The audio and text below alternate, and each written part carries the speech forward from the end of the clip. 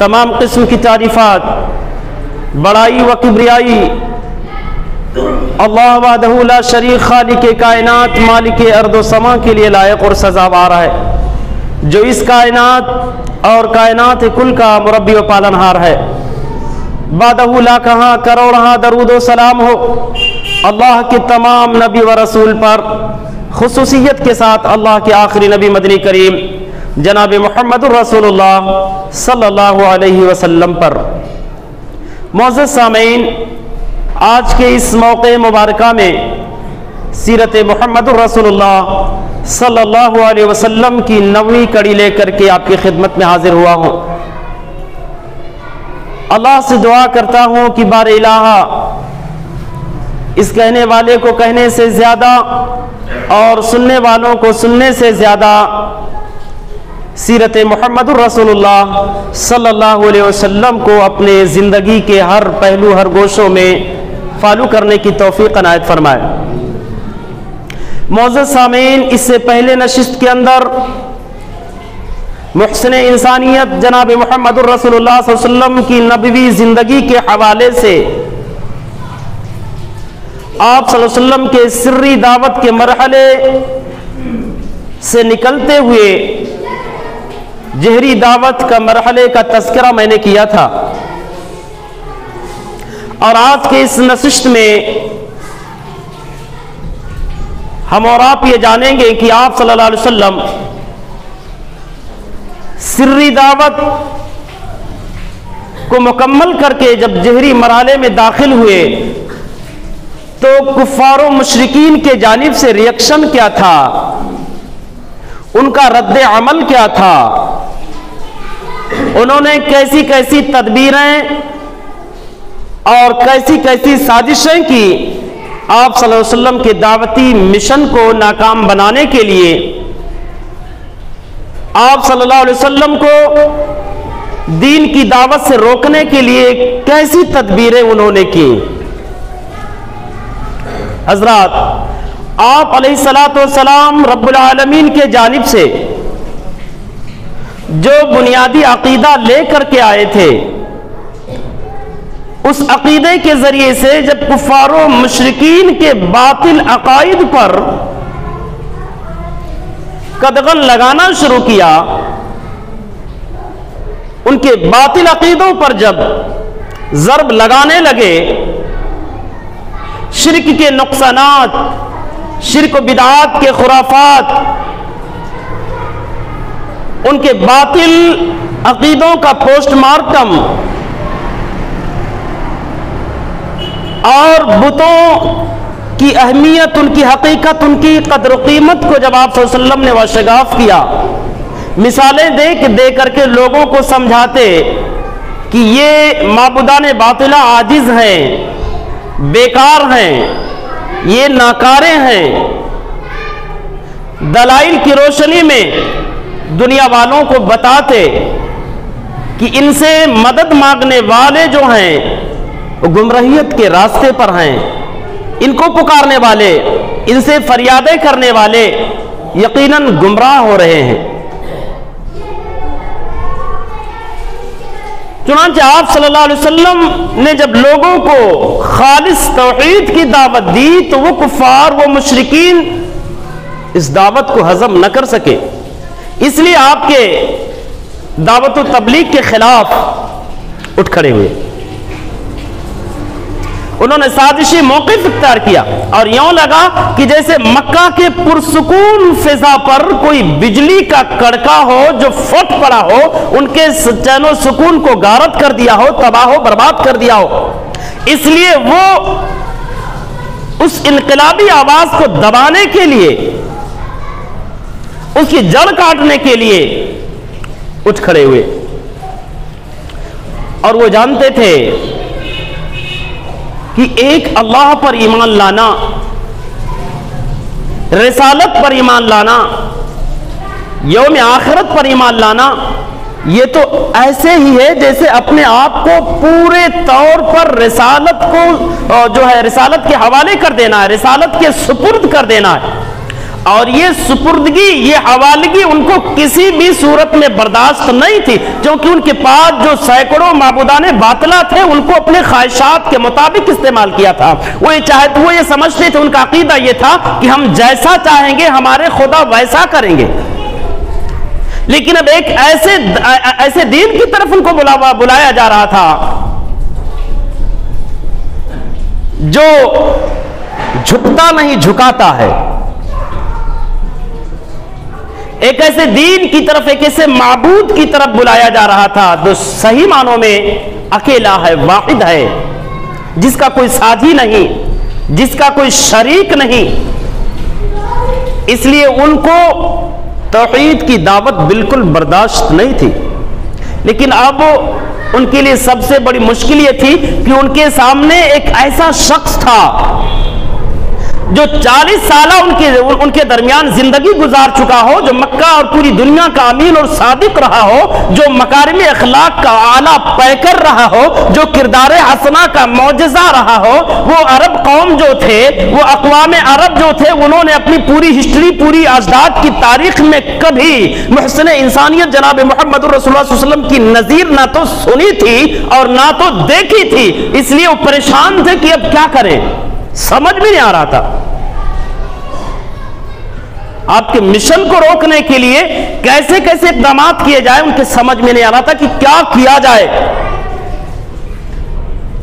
انہوں نے ایک پلان تیار کی کہ سب سے بڑھیا طریقہ یہ ہے آپ کے مشن کو روکنے کے لیے کہ آپ کی شخصیت کو مذاق کا، طعن و تشنیع کا نشانہ بنایا جائے۔ اور بنایا بھی گیا۔ آپ صلی اللہ علیہ وسلم کو نہ جانے کیسے کیسے القاب سے پکارا گیا۔ کبھی آپ کو شاعر کہا گیا، کبھی پاگل اور مجنون کہا گیا، کبھی دیوانہ کہا گیا، تو کبھی جادوگر کہا گیا، تو کبھی کاہن کہا گیا، کبھی جھوٹا کہا گیا۔ استغفر اللہ، آپ صلی اللہ علیہ وسلم کو کیا نہیں کہا گیا۔ آپ کے ذات پر، آپ کی شخصیت پر غلط قسم کے تبصرے ہوتے۔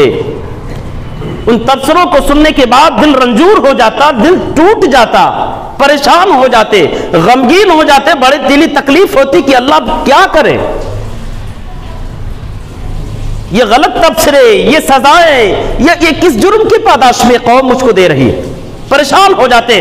عرش والے کو جوش آتا ہے، اس نے آپ صلی اللہ علیہ وسلم کو تسلی دیتا ہے، وَلَقَدْ نَعْلَمُ أَنَّكَ يَضِيقُ صَدْرُكَ بِمَا يَقُولُونَ، اے میرے پیغمبر، یہ دنیا والے جو آپ پر طنز کرتے ہیں، آپ کی شخصیت پر غلط تبصرے کرتے ہیں، آپ پر جو ہے الزامات عائد کرتے ہیں، ہم جانتے ہیں، ہمیں یقین ہے، معلوم ہے، آپ کو بڑی تکلیف ہوتی ہے۔ لیکن یاد رکھنا، جب آپ پر ایسے الزامات عائد کیے جائیں، جب آپ کی شخصیت پر غلط تبصرے کیے جائیں، آپ پر طنز کیے جائیں، آپ کا مذاق اڑایا جائے، تب فسبح بحمد ربک، اے میرے پیغمبر اپنے رب کی پاکی بیان کر لینا، اللہ اکبر کہہ لینا، الحمدللہ کہہ لینا، سبحان اللہ کہہ لینا، اور وکن من الساجدین، اور اپنے رب کی عبادت کر لینا، سجدہ کرنے والوں میں سے ہو جانا۔ یاد رکھنا، یہ رب کی عبادت جو ہے یہ آپ کے زخموں پر مرہم رکھنے کا کام دے گا۔ صبر کرتے، لوگوں کی جانب سے آنے والی الزامات کو، طعن و تشنیع کو برداشت کرتے، کچھ نہیں کہتے، صبر کرتے رہتے۔ آپ صلی اللہ علیہ وسلم کی یہ سیرت طیبہ ہمیں اور آپ کو یہ میسج، یہ پیغام دیتی ہے کہ اگر آپ دعوت و تبلیغ کے میدان میں اترتے ہیں تو یاد رکھنا بہت کچھ دنیا والوں کے جانب سے سننے کے لیے تیار رہنا۔ آپ اندازہ لگاؤ کہ اتنی ساری خوبیوں کے مالک، معجزانہ کردار رکھنے والے پیغمبر اگر دنیا کے طنز سے نہ بچ سکے تو اور کون بچ سکتا ہے؟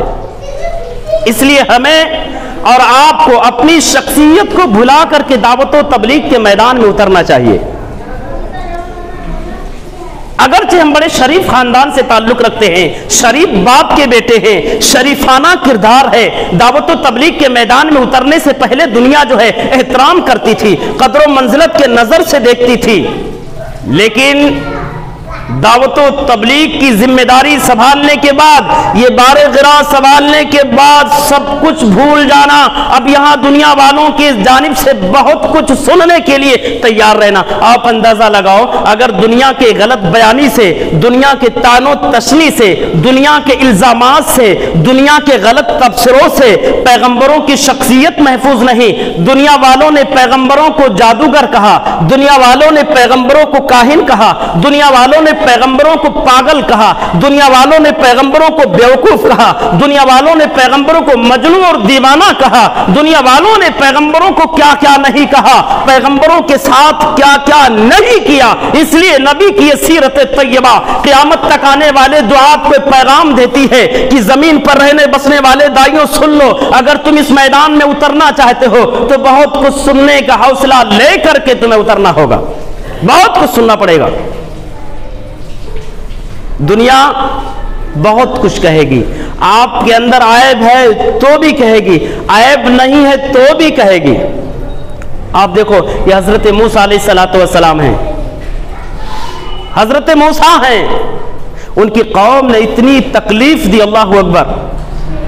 عرش والے نے امت محمد کو کہا، مخاطب کر کے کہا، امت محمد کے لوگوں، یا ایھا الذین آمنوا لا تکونوا کالذین آذوا موسیٰ، اے میرے پیغمبر کے امتیوں سن لو، قوم موسیٰ کی طرح نہ بن جانا، جس طرح سے قوم موسیٰ نے اپنے پیغمبر موسیٰ کو بہت زیادہ اذیتیں دی تھی، بہت زیادہ تکالیف دیے تھے، امت محمد تم قوم موسیٰ نہ بننا۔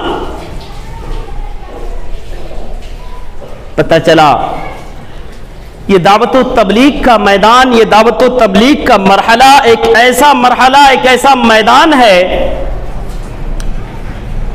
جہاں ہمارے اور آپ کے دعات کے غیرت کو،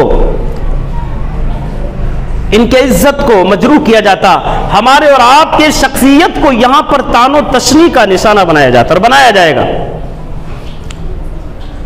آپ صلی اللہ علیہ وسلم کی کردار حسنہ ہمیں اور آپ کو یہ بھی میسج دیتی ہے کہ لہٰذا ہمت نہیں ہارنا چاہیے، اپنے مشن میں قائم رہنا، اپنے مشن میں جمے رہنا، اللہ رب العالمین کے دین کو لے کر کے چلنا، اس کے دین کی نشر و اشاعت کرنا، رب العالمین کے دین کو اس کے بندوں تک پہنچانا، یہ ہم دعات کی ذمہ داری ہے۔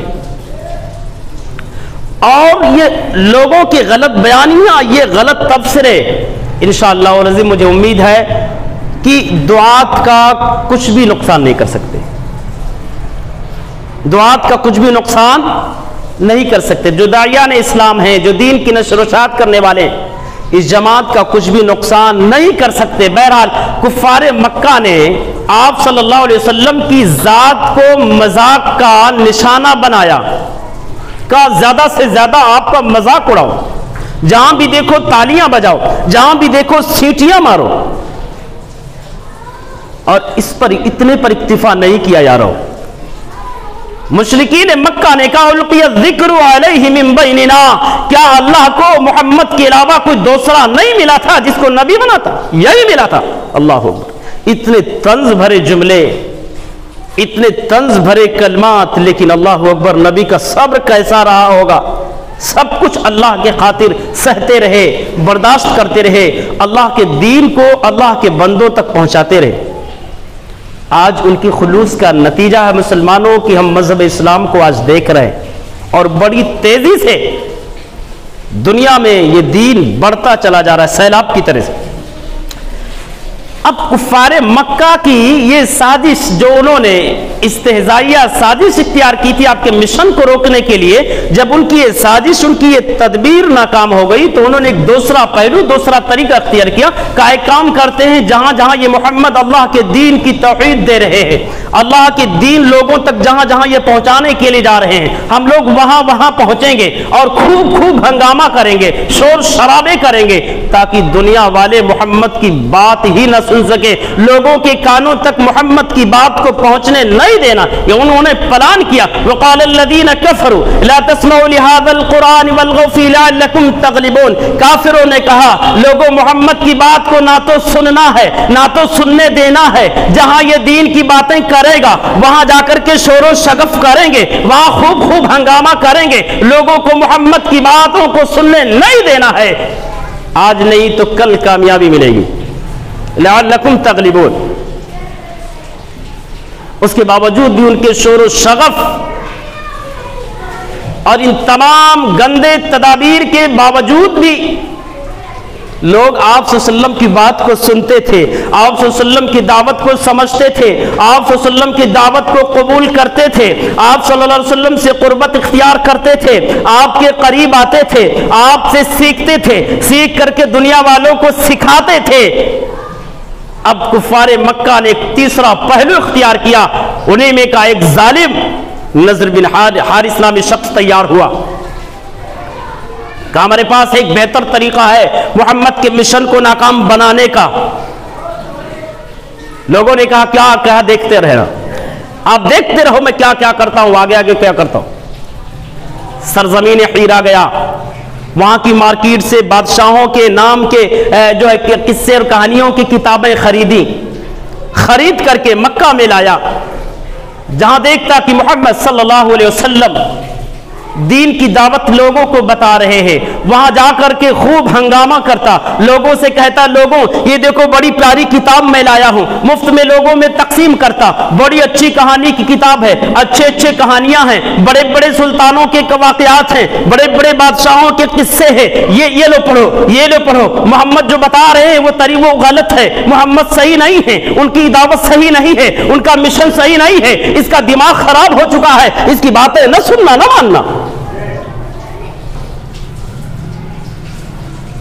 یہ بھی سازش کفار مکہ کی ناکام ہوئی. اس کے منع کرنے کے بعد بھی لوگ سنتے تھے, لوگ مانتے تھے, اور دن بدن محمد الرسول اللہ کے شیدائی ہوتے جا رہے تھے, دن بدن محمد الرسول اللہ کے دیوانوں میں اضافہ ہوتا جا رہا تھا. کفار مکہ قریش مکہ بوکھلائے ہوئے تھے کہ اب کیا کریں. مزید ایک اور تدبیر انہوں نے اختیار کی, چوتھی تدبیر. کہا ایک کام کرتے ہیں, ابو طالب ان کے چچا ہیں, دونوں میں بڑے گہرے تعلق ہے. ابو طالب سے چل کر کے سفارش کرتے, ان سے کہتے ہیں کہ اپنے بھتیجے کو سمجھا لو. قریش نے کہا جانے سے پہلے طے کر لو وہاں جانے کے بعد کیا کہیں گے. انہوں نے ایک موضوع تیار کیا. کہا واجہ وہاں جانے کے بعد یہ کہیں گے کہ ابو طالب تمہارا بھتیجا ہمارے معبودوں کی برائی کرتا ہے, ہمارے معبودوں کی عیب جوئی کرتا ہے. تمہارا بھتیجا کہتا ہے کہ تمام معبودوں کو چھوڑ دو, صرف اللہ کی عبادت کرو. تمہارا بھتیجا کہتا ہے یہ معبودان باطلہ جو ہیں یہ کچھ کرنے کی طاقت نہیں رکھتے ہیں, ان کے اندر کچھ بھی کرنے کی سخت نہیں ہے, یہ تو نہ تو نقصان پہنچا سکتے ہیں, نہ تو نفع پہنچا سکتے ہیں, نہ تو بیمار کر سکتے ہیں, نہ تو شفا دے سکتے ہیں, نہ تو کسی کو روزی دے سکتے ہیں. یہ کچھ بھی اختیار ان کو کچھ بھی نہیں ہے, مختیار کل اکیلا اللہ ہے. کہ ٹھیک ہے سب مل کر یہی بات کہنا. ابو طالب کی خدمت میں قریش کا ایک وفد پہنچا, کہنے لگے ابو طالب تمہارے بھتیجے نے تو حد کر دی ہے, سمجھا لو, ہم جو خاموش ہیں تمہاری وجہ سے, اپنے بھتیجے کو سمجھا لو کہ ہمارے معبودوں کی عیب جوئی نہ کرے. ابو طالب نے کہا ٹھیک ہے, بڑے نرمی کا مظاہرہ کیا, کہا میں ٹھیک ہے میں سمجھا دیتا ہوں محمد کو صلی اللہ علیہ وسلم, میں ان کو اچھے سے سمجھا دوں گا, آپ لوگ جاؤ, برہم نہ ہو, ناراض نہ ہو. نرمی کا مظاہرہ کرتے ہوئے ابو طالب نے قریش کے لوگوں کو واپس کیا, واپس گئے. کچھ بھی محمد رسول اللہ صلی اللہ علیہ وسلم کو کچھ بھی ڈانٹا نہیں, کچھ بھی بولا نہیں, خاموش رہے. اس کے بعد بھی قریش مکہ نے دیکھا کہ محمد کی یہ دعوت دن بدن بڑھتی جا رہی ہے, رکنے کے بجائے بڑھتی جا رہی. بڑے جذبات میں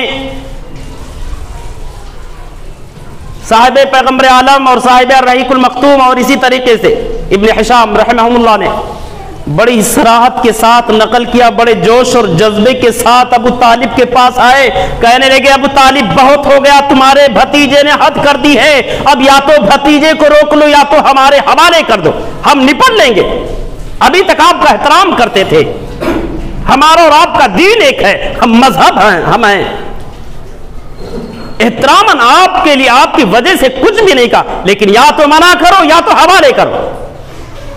ابو طالب نے جب قریش کے لوگوں کے جوش دیکھے، ان کی ناراضگی دیکھی، بھتیجے کو بلایا، جب وہ چلے گئے کہا بھتیجے رؤسائے قریش آئے تھے، بڑے ناراض تھے، بڑی ناراضگی کا اظہار کر رہے تھے۔ دبے آواز میں ابو طالب نے کہا بھتیجے بہتر ہوتا کہ آپ اس کام سے باز آ جاتے۔ اللہ محمد الرسول اللہ صلی اللہ علیہ وسلم نے اپنے چچا کو وہ تاریخی جواب دیا، سیرت نگاروں نے اپنے سیرت کی کتابوں میں منضبط کیا ہے، نقل کیا ہے، کہا چچا جان اللہ کی قسم ہے، رب کبریا کی قسم، یہ قریش کے لوگ اگر یہ چاہے میں دعوت روک دوں، اس کے بدلے میں میرے ایک ہاتھ میں چاند لا کر کے رکھ دے، دوسرے ہاتھ میں سورج رکھ دے، اللہ کی قسم یہ محمد اس راستے سے ہٹنے والا نہیں، اس دعوت سے باز آنے والا نہیں، اس مشن کو چھوڑنے والا نہیں ہے۔ یہ آپ صلی اللہ علیہ وسلم کا عزم تھا، یہ حوصلہ تھا، یہ جذبہ تھا۔ چچا نے جب بھتیجے کے اندر استقامت دیکھی، جرات مندانہ دلیرانہ جواب دیکھا، چچا نے ہمت افزائی کی، ہمت بڑھا دیا، بھتیجے اب جا تیری مرضی، جب تک ابو طالب زندہ ہے ان دشمنوں کو تجھ تک پہنچنے نہیں دے گا، جب تک ابو طالب باقی ہے اس دھرتی پر دشمن تجھ تک نہیں پہنچ سکتے، تیری مرضی، جو تو کرنا چاہے اپنی مرضی سے کرتے جا۔ اللہ اکبر۔ ابو طالب کا یہ کردار ہمیں اور آپ کو یہ پیغام دیتا ہے کہ دنیا والوں، ہمارے سماج میں، ہمارے معاشرے میں کچھ ایسے لوگ بھی ہوتے ہیں جو کافر ہوتے ہوئے بھی، مشرک رہتے ہوئے بھی اسلام اور مسلمانوں کی مدد کرنے کے لیے ہم وقت تیار رہتے، اور پیارے نبی جناب محمد الرسول اللہ صلی اللہ علیہ وسلم کا یہ کردار حسنہ آپ کی ہمت افزائی پر خاموش رہنا، خوش ہونا، یہ پیغام دیتا ہے کہ مسلمان ہوتے ہوئے اگر کبھی کفار سے مدد لینے کی ضرورت پڑے تو مدد لی جا سکتی ہے، ان کے سپورٹ کی ضرورت ہے تو سپورٹ لے سکتے۔ حالات بڑے ناساز ہیں، مسلمانوں میں کوئی لیڈر، کوئی نیتا نہیں ہے، سارے لوگ غیر ہیں، دشمن کی حکومت ہے، ان کی آبادی میں ہماری زندگی گزر رہی ہے، اگر ضرورت لگے اس لیڈر کے پاس جانے کی تو جایا جا سکتا ہے، تعاون کے لیے کیسے؟ کورٹ اور کچہریوں کے حوالے سے۔ دین کا کوئی بھی معاملہ ہو، اگر کوئی ہمارے جو دین پر، ہمارے مذہب پر کوئی انگلی اٹھاتا، اس کے پاس کمپلین کے لیے جا سکتے ہیں کہ بھائی ایسا ایسا معاملہ ہے۔ چونکہ اگر محمد الرسول اللہ نبی ہوتے ہوئے بھی ابو طالب جو ہے مشرک ہیں، اس کے باوجود بھی نبی کا سپورٹ کر رہے ہیں، محمد اگر نبی ہوتے ہوئے بھی ابو طالب کی سپورٹ لے رہے ہیں، آسمان سے اترنے والی بھائی نے ان کو روکا نہیں، منع نہیں کیا، تو ہمیں اور آپ کو اس بات کا میسج دے رہا یہ کردار کہ بالکل غیروں سے مدد کی ضرورت پڑے تو مدد لی جا سکتی ہے، کوئی قباحت اور کوئی گناہ نہیں ہے۔ اور آپ کا یہ کردار ایک اور میسج دیتا ہے کہ مسلمانوں، آج ہمیں اپنے سماج اور معاشرے میں ابو طالب جیسی کردار رکھنے والی شخصیت، ابو طالب جیسی فکر، ابو طالب جیسا خیال رکھنے والا انسان تلاشنے کی ضرورت ہے۔ ہمارے سماج میں بہت سارے ابو طالب ملیں گے جو ہمہ وقت اسلام اور مسلمانوں کا ساتھ دینے کے لیے تیار رہتے ہیں۔ اور آپ نے وہ حدیث سنی ہوگی، اللہ کے نبی جناب محمد رسول اللہ صلی اللہ علیہ وسلم نے ارشاد فرمایا ما بعث اللہ نبیا الا فی منعۃ من قومہ، کہ رب نے اس دنیا کے اندر جتنے بھی پیغمبر بھیجے ہیں ان کی حفاظت کے لیے، ان کی سیکورٹی کے لیے اللہ نے انہی کے قوم میں سے متعین کر دیا۔ کون لوگ؟ خود اسی پیغمبر کے لوگ جو اسی کے قوم کے ہوتے، اسی کے خاندان کے ہوتے، کافر اور مشرک ہوتے ہوئے بھی خاندانی تعلق کی بنیاد پر، خاندانی عصبیت کی بنیاد پر ان کی حفاظت کرتے۔ قرآن شاہد ہے. حضرت شعیب نے اپنی قوم کو جب توحید کی دعوت دی، برجستہ قوم شعیب نے کہا وَلَوْلَا رَحْتُكَ لَرَجَمْنَاكَ، اے شعیب اگر تیرے خاندان کا مسئلہ نہ ہوتا، تیرا خاندان اگر یہاں موجود نہ ہوتا تو تجھے پتھروں سے مار مار کر تباہ و برباد کر دیتے. شیخ سعدی رحمہ اللہ نے تفسیر سعدی کے اندر اس آیت کے ضمن میں انہوں نے لکھا ہے کہ اللہ تبارک و تعالیٰ بسا اوقات اپنے مومن بندوں کی تحفظ کے لیے کافر بندوں کو کھڑا کر دیتا ہے. اور اللہ کے نبی کی حدیث بھی ہے کہ ان اللہ تعالی لا یؤید ھذا الدین بالرجل الکافر فاجر، کہ اللہ تبارک و تعالیٰ کبھی کبھار اپنے دین کی دعوت کا کام، دین کی نشر و اشاعت کا کام، دین کی خدمت کا کام اپنے کافر اور فاجر بندوں سے بھی لے لیتا ہے. بہرحال ابو طالب کے پاس آنے کے بعد بھی جب قافلے قریش کامیاب نہ ہوا، نبی اپنے مشن میں ثابت قدم رہے، اللہ کی دین کی دعوت لوگوں تک پہنچاتے رہے، تو قریش نے ایک اور طریقہ اختیار کیا، ایک اور اسلوب، ایک اور حربہ انہوں نے ہتھ کنڈا اپنایا آپ کے مشن کو روکنے کے لیے. آپس میں مشورہ کیا، کہا چلو چل کر کے محمد صلی اللہ علیہ وسلم سے مفاہمت کر لیتے، کمپرومائز کر لیتے. اللہ کے نبی کی خدمت میں حاضر ہوئے. رؤسائے قریش کہنے لگے محمد صلی اللہ علیہ وسلم یقیناً آپ کا بڑا اثر و رسوخ تھا، اس نئی بات کے آنے سے پہلے قوم آپ کی بڑی قدر کرتی تھی، قوم کے اندر آپ کا ایک اعلیٰ مقام تھا، بڑی محبوب تھا، بڑی محبت کرتی تھی قوم. لیکن جب سے آپ نے یہ نیا کام شروع کر دیا تب سے قوم آپ کو جو ہے آپ سے نفرت کرنے لگی ہے. یہ بتاؤ کہ ہم یہ چاہ رہے ہیں کہ تھوڑا آپ نرم پڑ جاؤ، تھوڑا ہم نرم پڑ جائیں. ایک سال امام طبری رحمہ اللہ نے اپنے تفسیر کے اندر نقل کیا ہے کہ انہوں نے یہ کہا ایک سال تم ہمارے معبودوں کو مان لو، ان کی پوجا کر لو، اور ایک سال ہم تمہارے رب کی عبادت کر لیتے. ممکن تھا محمد رسول اللہ صلی اللہ علیہ وسلم نرمی کا پہلو اختیار کرتے، عرش والے کو جوش آیا، اپنے نبی کو مخاطب کر کے کہا اے میرے پیغمبر ودوا لو تدہنوا فیدہنون، اے میرے پیغمبر یہ چاہتے ہیں، مشرکین مکہ یہ پلان بنا کر کے آئے ہیں، تھوڑا آپ نرم پڑ جاؤ، تھوڑا وہ بھی نرم پڑیں گے، تھوڑا آپ ڈھیلے پڑ جاؤ وہ بھی ڈھیلے پڑیں گے، تھوڑا آپ بڑھو تھوڑا وہ بھی بڑھیں گے. یاد رکھنا کبھی کمپرومائز نہ کرنا، فلا تطع الکافرین، ان کافروں سے کبھی بھی کمپرومائز نہیں کرنا، کبھی بھی ڈھیلے نہ پڑنا، کبھی بھی ان کی اطاعت نہ کرنا، ان کی بات نہ ماننا. دوسری مقام پر اللہ نے ارشاد فرمایا اے پیغمبر ان سے کہہ دو قل یا ایھا الکافرون لا اعبد ما تعبدون، اے کافرو جس کی عبادت تم کرتے ہو اس کی عبادت میں نہیں کر سکتا، اور جس کی عبادت میں کرتا ہوں اس کی عبادت تم کرنے والے نہیں ہو. تمہارے لیے تمہارا دین، ہمارے لیے ہمارا دین. کھلے لفظوں میں عرش والے نے کہا اے پیغمبر شرک اور توحید کے معاملے میں کوئی کمپرومائز نہیں، کوئی مفاہمت اور مصالحت نہیں کی جا سکتی ہے. اس لیے اس دنیا کے اندر جتنے بھی پیغمبر آئے تمام کی تمام پیغمبروں کے دعوت کا نچوڑ توحید، سب نے توحید کی دعوت دی. اس لیے مذہب اسلام شرک کو کی غلاظت کو کبھی بھی ایکسپٹ نہیں کر سکتا، کبھی برداشت نہیں کر سکتا، کبھی شرک سے کمپرومائز نہیں کیا جا سکتا. اب پوری تاریخ کی کتابیں اٹھا لو، سیرت کی کتابیں اٹھا لو، احادیث کی کتابیں اٹھا لو، تفاسیر کی کتابیں اٹھا لو، آپ کو کہیں کوئی ثبوت نہیں ملے گا کہ مذہب اسلام نے کبھی بھی شرک سے کمپرومائز کیا. بہت سارے جرائم آپ کو ملیں گے وقتی طور پر حلال قرار دے دیا، وقتی طور کے لیے. آج بھی اگر ضرورت ہو، ہمارے جان کا خطرہ ہو، جان جا سکتا ہے، ڈاکٹر نے بتا دیا کہ شراب پی لو، ایک قطرہ ایک گھونٹ پی لو جان بچ جائے گی، تو اسلام نے کہا جان بچانے کے لیے پی لو. آپ کے مکی زندگی کا 13 سالہ مکی زندگی کا آپ مطالعہ کرو، آپ کو پتا چلے گا کہ مکی زندگی میں کئی ایسے جرم تھے جس کو مذہب اسلام نے برداشت کیا. مکے کے اندر لوگ شراب پیتے تھے، آپ مکی زندگی میں اسلام نے برداشت کیا۔ سودی کاروبار لوگ کرتے تھے، سودی تجارت کرتے تھے، لین دین کرتے تھے، مذہب اسلام نے اس کو برداشت کیا، قبول کیا۔ یہ سارے جرائم، گدھے کا گوشت کھاتے تھے، اسلام نے اس کو بھی مانا۔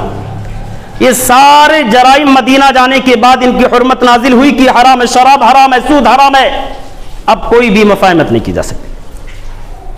اب یہ سودی کاروبار نہیں کر سکتے، اب حرام ہو گئے، شراب حرام ہو گئے، اب نہیں پی سکتے مدینہ جانے کے بعد۔ اس سے پہلے وقتی طور کے لیے حلال تھا۔ معزز سامعین،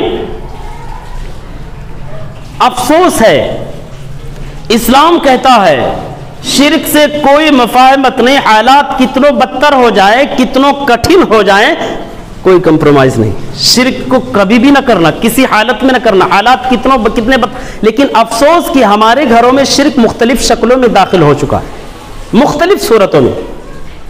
دھاگے کی شکل میں، پاؤں میں دھاگے باندھے، نظر بد نہ لگے، یعنی اللہ بچا نہیں سکتا، اس کو پیدا کر دیا، روزی دے رہا ہے، کھلا رہا ہے، پلا رہا ہے، پوری زندگی کا محافظ وہ ہے، لیکن نظر بد سے اللہ نہیں بچا سکتا۔ وہ کالا دھاگا باندھ لیا، مولانا کے پاس لے پڑھ کر کے دے دو، نظر بد سے بچنے کے لیے ٹھنک ہو رہی ہے پاؤں میں ٹھنک لے، عقیدے میں رگڑ رہا عقیدے کو شیطان، اس کو خراب کرنا چاہ رہا ہے، دیمک لگانا چاہ رہا ہے، وہ گدگدی لگا رہا شیطان کی جلدی سے شرک کر لے، دھاگا پروا کر کے لا لے، تعویذ لا لے فلانے صاحب سے اور لٹکا لے، یہ ٹھنک بند ہو جائے گی۔ تعویذ کی شکل میں، گنڈوں کی شکل میں، کڑوں کی شکل میں، لیمو کی شکل میں۔ ارے جناب عالی، ڈاکٹر صاحب ہے، انجینئر صاحب ہے، ٹھیکیدار صاحب ہے، آفس میں جا کر دیکھیں گے دکانوں مکان کی خیر و برکت کے لیے تعویذ لٹکی ہوئی، برکت ہو، بازاروں میں گھوم کر جناب عالی برکت کی تعویذیں بانٹ رہے ہیں، دروازے کھول لے۔ اسلام کہتا ہے برکت کا مالک اللہ ہے، رزاق اللہ ہے، یہ دنیا برکت نہیں دے سکتی ہے، کسی کے برکت کو چھین نہیں سکتی ہے۔ عرش والا اگر ہمارے نام کی روزی عرش سے بھیجتا ہے، کیا مجال دنیا کی وہ بندش کر دے، روزی روک دے؟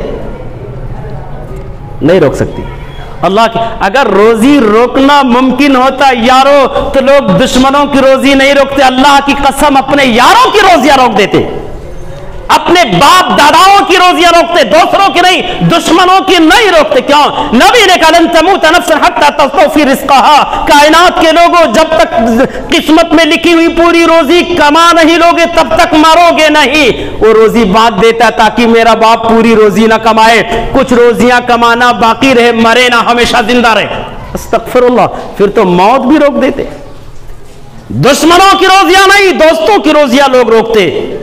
اگر ممکن ہوتا تو بولتے جب کسی نے روزی بندش کر دی، فلاں بہت اچھا کاروبار چل رہا تھا، فلاں صاحب پارٹنر تھے دشمنی میں، انہوں نے فلاں صاحب کے پاس جا کر کے انہوں نے بندش کروا دی، 4 ویلر گاڑیاں تھی، بنگلے تھے، سب کچھ، کھیتی باڑی سب کچھ تھی، بہت اچھا بینک بیلنس تھا، لیکن میں روڈ پر آ گیا، گاڑیاں بک گئے، وہ پلیٹ بھی، فلاٹ بھی، بنگلے بھی سب ختم ہو گئے، روڈ پر آ گیا۔ ارے جب اللہ نے نوازا تو تم نے کمزوروں پر ظلم ڈھایا، اپنی دولت کے نشے میں آ کر کے نہ جانے کتنے لوگوں کو ستایا، کتنے لوگوں کے ساتھ تم نے کمینگی والا رویہ اختیار کیا۔ اب اللہ کی مار پڑی ہے، اللہ نے روزیوں کا برکھا برسانا بند کر دیا ہے، اس سے رو، معافی مانگو۔ کسی نے بند نہیں کیا، عرش والے نے دینا بند کر دیا۔ دنیا والوں کو یہ اتھارٹی نہیں ہے کہ کسی کی روزی بند کر دے۔ اب کسی دکاندار والی کے پاس میں گئے، دکانداریاں کھول کر کے بیٹھا ہے، کہنے لگے بابا کسی نے روزی باندھ دی۔ ہاں بیٹا، بہت خطرناک بندش کیا، بندش کھولنا پڑے گا، کتنا لگے گا؟ آئے گا تقریباً 15-20 ہزار کا خرچہ بندش کھولنے کے لیے۔ وہ سمجھ رہا ہے کہ اس کی روزی تو پریشان ہے، یہ کہیں نہ کہیں سے لائے گا، زیور وغیرہ بچے، کھیت وغیرہ تو چلے گئے، بنگلے بک گئے، گاڑیاں بک گئی، بیوی کی زیور ابھی باقی ہوگی، کیوں نہ اس کو بچوا ڈالے۔ تقریباً 11-15 ہزار روپے تک لگیں گے، تمام بہت سارے مٹیریل لانا ہے، بندش کرنا آپ ہی لا لو، گیا تلاش کر کے ایسا نام نوٹ کر کے دے دیا، ملا ہی نہیں، آیا جناب ملتا نہیں، آپ ہی لا لو، سفارش کر کے اس کو 11,000 کے جگہ پر 15,000 دیتا ہے، چونکہ روزی کا دروازہ کھول لیں جناب عالی۔ اب تو گھر میں روزیوں کی برکت کی جو ہے برکھا برسے گی۔ زیور گروی رکھ دیا، بیچ ڈالا، لا کر کے حضرت کو دیا، تعویذ بنا کر دیے، لٹکائے رہے، 1 دن 2 دن گھر دکانوں میں تعویذ لٹکا لیا، دکانوں مکان کی خیر و برکت کے لیے۔ ابھی بھی پریشانی ویسے ہے. اب دوبارہ ملتے حضرت سے کہتے حضرت مسئلہ حل نہیں ہوا.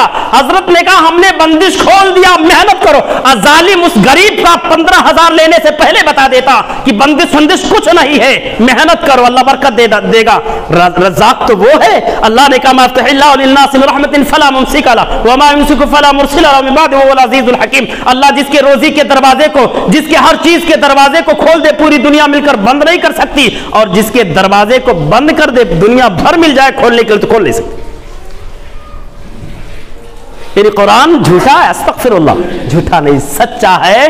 ہم وہاں تک پہنچ نہیں پا رہے ہیں, اس لیے جب تک بیوقوف لوگ زندہ ہیں ہوشیار لوگ بیٹھ کر کھائیں گے, پیٹ بھر کر کھائیں گے, اور ایسے رشتوں میں بندش بتا کر کے, روزیوں میں بندش بتا کر کے لوٹتے رہیں گے. دنیا لٹتی رہے گی. یارو کب تک لٹتے رہیں گے؟ اپنے اسلام کا, نبی کی سیرت کا مطالعہ کرو. اللہ رب العالمین نے دیکھا میرے پیغمبر کہیں نرم نہ پڑ جائیں, عرش الہی جوش میں آتی ہے, جبریل امین کو بھیجتے کہتے پیغمبر ودوا لو تدہر ولا تطیع کل حلاف مہین, پیغمبر ان کی بات نہ ماننا, کمپرومائز نہ کرنا. شیخ علی رحمہ اللہ نے اپنے زمانے میں ایک برسیہ لکھا تھا, مسلمانوں کی اس حالت زار کو بیان کرتے ہوئے کہا تھا کرے غیر گر بت کی پوجا تو کافر, جو ٹھہرائے بیٹا خدا کا تو کافر,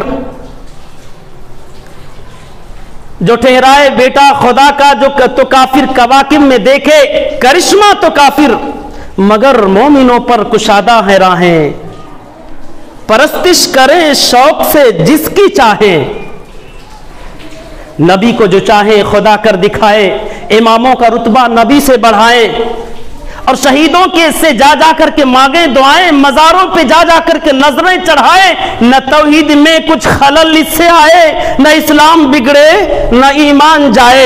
ہم کافر کو کافر کا فتویٰ دیتے ہیں, وہ مندر میں جا کر کے سجدہ کرتا بتوں کو اللہ کا شریک بناتا, بتوں کو اللہ کا پارٹنر بناتا, بتوں کو اللہ کا بیٹی اور بیٹا بناتا ہے. کرسچن کو کافر اس لیے کہتے ہیں کہ وہ عیسیٰ کا سجدہ کرتا ہے, عیسیٰ کے سامنے جا کر کے مورتی کے سامنے سر جھکاتا ہے. اور ہم مسلمان ہیں, قبروں کا سجدہ کرنے کے بعد بھی, مزاروں پر جھکنے کے بعد بھی مسلمان رہے. وہ مندر میں جا کر جو ہے بتوں کا سجدہ کرتا کافر ہو گیا, اور ہم مزاروں پر چادر چڑھاتے, سر جھکاتے, پیشانی جھکاتے مسلمان ہیں. حضرات حالات کتنوں بدتر کیوں نہ ہو جائے, شرک سے کبھی بھی مفاہمت نہ کرنا. یہ دھاگے, یہ تعویذ, یہ لیمو, یہ گنڈا, یہ سڑا, یہ کڑا, یہ پڑا, یہ لیٹا, یہ بیٹھا, یہ کھڑا, یہ ساری چیزیں اسلام کے خلاف ہیں. تحقیق کیجئے, اسلام میں اس کا کوئی ثبوت نہیں ہے. بہرحال اب یہ قریش مکہ کی یہ بھی سازش جب کارگر نہیں ہوئی, ناکام ہو گئی, مفاہمت کی صورت بن نہیں پائی, کیونکہ عرش والے نے کہا پیغمبر ان کی بات نہ ماننا. نبی کیسے مان سکتے؟ عرش والے نے ہمیں بھی کہا دنیا والوں غلط نہ کرنا, شرک نہ کرنا, ہم کرتے ہیں. مرتا کیا نہیں کرتا. کتنے اہل حدیث ہیں ایسے ملیں گے, کہتے ہیں اہل حدیث ہیں, ہم سلف کے طریقے پر ہیں. مولانا کے پاس پہنچے تو یہ بٹن کھلا ہوا تھا, اس کو بند کرنے لگے, جناب کہیں دیکھ نہ لیں. کیا وہ کالا دھاگا جو تعویذ کی شکل میں گلے میں لٹکا ہوا ہے وہ جناب دیکھنا لے. آپ مکمل طور سے اب اس طرح سے کر کے بیٹھے ہوئے ہیں, جناب کی نظر پڑی کہ بھائی یہ گلا کیوں پکڑا ہوا ہے, کیا بات ہے, گلے میں تکلیف ہے؟ نہیں, ہٹا دیا, اچانک تعویذ نظر, یہ کیا ہوا؟ ارے میں نہیں پہننا تھا, میری ساس ماں تھی, انہوں نے لا کر کے پہنا دیا کہ بیٹا پہن لے, اس سے ٹھیک ہو جائے گا, تیری حالت سدھر جائے گی. استغفر اللہ. اب تو میں نا اہل حدیث ہے نا. ارے ہاں جناب, دھارلو سے میرا تعلق ہے, فخر سے کہتے دھارلو والے ہمیں. تو پھر یہ کہاں سے آ گیا؟ ارے اس کی نانی نے, اس کی دادی نے. ارے وہ دادی کا لڑکا ہے کہ نانی والا ہے؟ کس کا ہے, کس کا ہے؟ دادی کا ہے, نانی کا ہے, نانا کا ہے. استغفر اللہ کہتے ہوئے شرم نہیں آتی؟ وہ لڑکا تیرا ہے, بولا نانا کا ہے, نانا نے باندھا. یہ شرم نہیں بھی رہتی. کہاں باتیں پہنچے گی؟ نانا کا نہیں ہے, نانی کا, دادی کا نہیں ہے, بیٹا تیرا ہمارا ہے. اولاد باپ کی, ماں کی نہیں, نانی اور نانا, دادی اور دادا کی نہیں ہوتی. قرآن نے کہا نا ادعوہم لآبائہم واقسطوا عند اللہ. دنیا والوں کو ان کے باپ کی طرف منسوب کرو, ماں کی طرف نہیں, نانی کی طرف نہیں, دادی کی طرف نہیں, دادا کی طرف نہیں, کسی اور کی طرف نہیں. دنیا والوں کو منسوب کرو ان کے باپ کی طرف. اگر باپ کے علاوہ کسی اور کی طرف منسوب کرتے ہو تو اپنا ٹھکانہ جہنم میں بنا رہے ہو. تو شرک سے ہمیں اور آپ کو بچنے کی ضرورت ہے. یہ ساری چیزیں اسلام کے خلاف ہیں. اب انہوں نے ایک اور حربہ اختیار کیا کہ نبی کی مشن کو روکنے کے صلوات اللہ علیہ ایک کہ چلو ٹھیک ہے اب اتنا ان کو نبی کو دے دیا جائے. رشوت پر آ گئے, سودے بازی شروع ہو گئی, ترغیب و ترہیب کی شکل انہوں نے اختیار کی. ہر حربے ان کے ناکام ہوتے گئے. اب انہوں نے رشوت کا فند اختیار کیا, لالچ کا اتنا دیں گے محمد کو صلی اللہ علیہ وسلم کہ ان کو نرم پڑنا ہی ہے. اور آپ جانتے ہیں اچھے ایمان والے یہاں بہک جاتے, جہاں دولت کی بات آ جاتی ہے. مسلمانوں اچھے ایمان والے حاجی صاحب ہیں, نمازی صاحب ہیں, امام ہیں, عالم دین ہیں, مبلغ ہیں, داعیانہ رول ادا کر رہے ہیں. اس کے باوجود بھی آپ دیکھیں گے کہ جب دولت کی بات آتی ہے تو بہت انسان ہر مشکل برداشت کر سکتا ہے, لیکن یہ لالچ کا مرحلہ اتنا کٹھن ہے برداشت نہیں کر پاتا. قریش مکہ نے مشورہ کیا کہ اس کے لیے کسی کو چنو, محمد کے پاس کون جائے گا. سردار قریش عتبہ کو انہوں نے تیار کیا. بڑا سردار تھا اور یہ فصاحت و بلاغت کا مالک بھی تھا, اچھا بیان دے لیتا تھا, لوگوں کو سمجھانے کا بہکانے کا ہنر جانتا تھا. کیا کام کرتے, عتبہ کے پاس چلتے. عتبہ کے پاس آئے, کہا ایسا معاملہ ہے تو ہم کیوں نہ محمد صلی اللہ علیہ وسلم کو بہت زیادہ دے کر کے خاموش بٹھا دیں. عتبہ نے کہا یار یہ تو اچھا پلان ہے, یہ کارگر ہو سکتا ہے. ابھی تک سارے پلان مس ہوئے, ناکام ہوئے, لیکن یہ پلان کامیاب ہو سکتا ہے, اس کے لیے میں کوشش کروں. ٹھیک ہے, جا کر کے کہو, انہیں لالچ دو. عتبہ آیا, نبی کی خدمت میں حاضر ہوا, کہنے لگا اللہ کے نبی اے محمد, پوری تقریر کی, اچھا نرمی کا لہجہ اختیار کیا کہ یقیناً بڑی محبت اور لگاؤ تھی آپ سے, اور محبت ہی کا نتیجہ کہ میں آپ کے پاس چل کر کے آیا ہوں, یہ محبت کھینچ کر لائی. دیکھو زبان سے کیا کیا نکل, دل میں کتنا بھیانک زہر جو ہے پنپ رہا ہے, اور زبان سے کتنی شیرینی. یہ محبت ہی ہے جو کھینچ کر لائی ہے. آپ چاہتے کیا ہیں؟ آپ زبان کھولو, دینے آئے ہیں. بادشاہ بننا چاہتے ہیں, سردار بننا چاہتے ہیں کیا؟ آپ اشارہ کرو, آج ہی سے ہم اپنا سردار بنا لیں گے, اپنا بادشاہ بنا لیں گے, عرب کا سب سے بڑا بادشاہ بنا دیں گے. اور اے محمد اگر دولت کی ہوس ہے تو آپ کے قدموں میں دولت کے دریا بہا دیں گے, آپ کے قدموں میں دولت کا انبار لگا دیں گے, عرب کا سب سے مالدار انسان بنا دیں گے. اور شادی اگر کرنا چاہتے تو یہ بھی بتاؤ, عرب کی سب سے حسین و جمیل لڑکی سے شادی کروانے کے لیے تیار ہیں. اللہ کے نبی خاموشی سے سنتے رہے, کچھ نہیں بولے. اس کی ساری باتیں, عتبہ کی ساری باتیں سن لیے, بجائے اس کا جواب دینے کے اللہ کے نبی سورہ فصلت پڑھنا شروع کیے. پڑھتے جا رہے ہیں. عتبہ کی شکل اس کی شکل کی کیفیت, اس کی رنگت بدلتی جا رہی ہے, یہاں تک کہ جب اللہ کے نبی جناب محمد رسول اللہ صلی اللہ علیہ وسلم اس آیت پر پہنچے, فَإِنْ أَعْرَضُوا فَقُلْ أَنذَرْتُكُمْ صَاعِقَةً مِثْلَ صَاعِقَةِ عَادٍ وَثَمُودَ. اے پیغمبر, یہ قریش کے لوگ, یہ مکہ کے لوگ اگر آپ کی دعوت کو نہیں مان رہے ہیں تو انہیں یہ پیغام پہنچا دو کہ اس عذاب کو جھیلنے کے لیے تیار رہے جو عذاب قوم عاد پر, قوم سمود پر نازل ہوا تھا. اس آیت کریمہ پر جب نبی پہنچے تو عتبہ کا قوت برداشت جواب دے گیا. محمد الرسول اللہ کے منہ پر اس نے اپنا ہاتھ رکھ دیا, محمد بس کرو, بس کرو, بس کرو. برداشت کرنے کی طاقت نہیں ہے, کیونکہ وہ کافر ہوتے ہوئے بھی یقین رکھتا تھا. اسے اتنا یقین تھا کہ محمد جو بھی کہہ رہے صلوات اللہ علیہ, جو بھی کہہ رہے ہیں وہ ہو کر کے رہے گا. اگر یہ عذاب کی دھمکی دے رہے ہیں کہ وہ عذاب نازل ہوگا جو عاد پر نازل ہوا, جو قوم سمود پر نازل ہوا, تو وہ عذاب ضرور نازل ہوگا. کہنے لگا بس کرو, برداشت کرنے کی طاقت نہیں ہے. عتبہ وہاں سے شرمندہ ہو کر کے لوٹا. قوم کے لوگ باہر منتظر تھے, کوئی خوشخبری لائے گا. انہیں کیا پتا تھا, وہ تو سمجھتے تھے کہ اپنی فصاحت و بلاغت کا جادو دکھائے گا محمد الرسول اللہ پر اور محمد کو منوا کر کے آئے گا. لیکن وہ کیا انہیں کیا معلوم تھا کہ وہ خوشخبری نہیں بدخبری لا رہا ہے. دور سے دیکھا اتبا کو، بہت خوش تھے، اچھی خبر لا رہا ہوگا۔ اتبا قریب پہنچا، چہرے کی رنگت اتری ہوئی تھی، چہرہ پھیکا پڑا ہوا تھا۔ وہ سمجھ گئے کہ محمد صلی اللہ علیہ وسلم کا جادو اتبا پر بھی چل گیا۔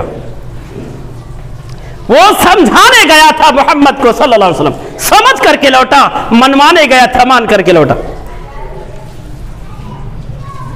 بہرحال آپ صلی اللہ علیہ وسلم کا یہ کردار جو سودے بازی سے ثابت ہوتا ہے، اس کردار کا جو میسج ہے کہ بجائے لمبی چوڑی تقریر کرنے کے، ہمیں اور آپ کو جب کہیں غیر مسلم کو دعوت دینے کی ضرورت پڑ جائے، موقع مل جائے، بہت سارے الحمدللہ ہمارے نوجوان داعیانہ سوچ رکھتے ہیں اور داعیانہ فکر کے حامل ہیں، تو ان کے لیے ضروری ہے کہ بہت کچھ نہ کہہ کر کے قرآن کی کوئی سورت کو یاد پڑھنا شروع کر دو اس کے سامنے، چونکہ اللہ تبارک و تعالیٰ نے قرآن میں کہا فلا ولا تطیع الکافرین وجاہدہم بجہادا کبیرا، اللہ نے کہا ہے پیغمبر کافروں کی بات نہ ماننا اور اس قرآن کے ذریعے سے ان سے بڑا جہاد کرو۔ دیکھو 13 سال زندگی میں، نبی کے 13 سالہ جو زندگی ہے مکی زندگی، اس زندگی میں کوئی ہتھیار کوئی اسلحہ نہ تو آپ کو دیا گیا، نہ آپ نے کبھی استعمال کیا۔ آپ کا اسلحہ قرآن تھا، دشمنوں کے ہر اعتراض کا جواب، دشمنوں کے ہر حملے کا جواب، دشمنوں کے ہر طنز کا جواب، دشمنوں کے استہزاء کا جواب، دشمنوں کے گالی کا جواب، دشمنوں کے مذاق کا جواب قرآن تھا، قرآن۔ اور آپ یہ سمجھ رہے ہوں گے کہ وہ عربی داں نہیں ہے، وہ قرآن نہیں پڑھنا جانتا، سمجھنے وہ کیسے سمجھ پائے گا؟ سمجھے گا۔ قرآن اللہ کا کلام، اللہ کے نبی کہیں جاتے تھے ڈائریکٹ قرآن پڑھتے تھے، قرآن اللہ کا کلام، اس لیے جب اللہ کے بندوں پر اللہ کا کلام پڑھا جائے، وہ سمجھتا ہے تو بھی نہیں سمجھتا تو بھی یہ قرآن اس کے دل کو جھجوڑ کر کے رکھ دیتا۔